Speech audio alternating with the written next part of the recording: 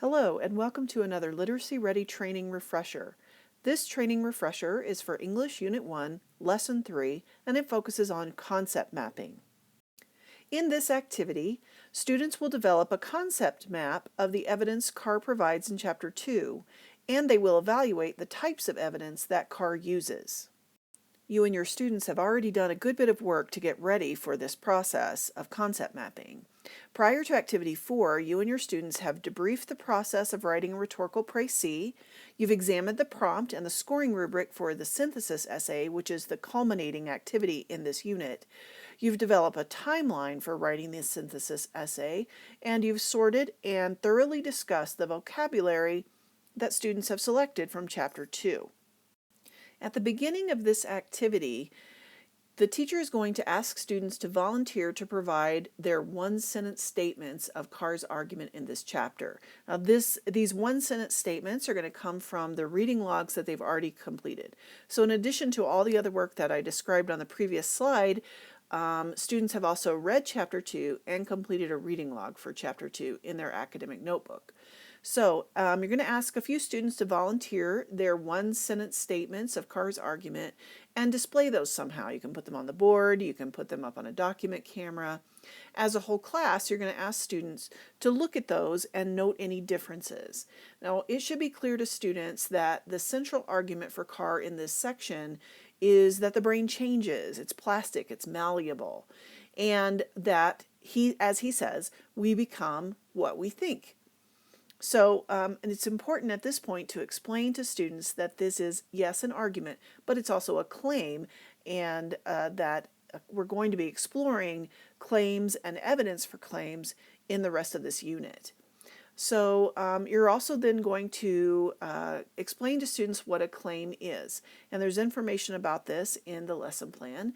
Basically, a claim is a statement of the point that the author is trying to make. And you're going to talk a little bit about what makes a good claim, because not all claims are worth making. So a good claim is one that's debatable, one that reasonable people can hold different ideas on. And a good claim also takes a strong stand, and it should have a quality antithesis or counter argument. So what you might want to do at this point with students to help them understand what makes a good claim is to maybe give some examples of good claims and non-examples of good claims, or otherwise bad claims. So often I find it's best to give non-examples, because then you can argue from those what the positive should be. So a good non-example of a quality claim would be child abuse is wrong. It's a claim, but it's not a very good one, because reasonable people can't really disagree about that. So you could develop lots of evidence to prove that that claim is true, but then what's the point? Everyone agrees that child abuse is wrong, or they should. So those kinds of examples and non-examples might be helpful here to help you work with students. So you're probably familiar with concept mapping. It's a way of just creating a visual to represent ideas. Concept maps can look very different. If you do a Google search for images related to concept mapping, you'll see all kinds of things. Typically they show up as maps with a central or one or two central ideas, and then branches coming off of that with other concepts. So the map that you and your students develop for this chapter may look different than the one that's in the lesson plan, but I thought I'd show you that one as well. Here it is. So the central focus is what's in the middle, the statement, our brains are capable of changing in both positive and negative ways.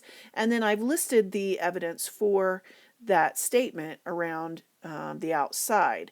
Now, another thing that you might want to do is to come up with another little branch coming off of here or here. If you wanted to get more detailed, you could add in some more concepts there.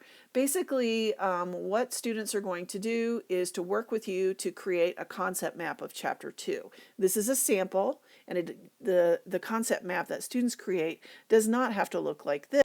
In fact, you might think about a flow chart, or maybe there are multiple claims with separate evidence in the chapter, or another type of concept map that I haven't even thought of yet. So Basically, this is going to take some time, and it's going to involve coming up with what you see as the central or one or two central claims, and then what are the evidence for those claims branching off of it.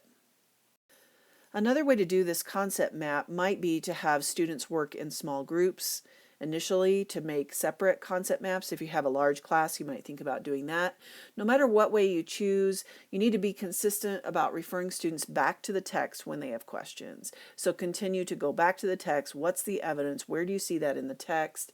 And remind them that what we're really trying to do is to map the content of the text, or to draw a visual of the content of the text that will help us to see the relationship between the evidence and the claims, and then to use that to evaluate the structure of the evidence and the quality of the evidence.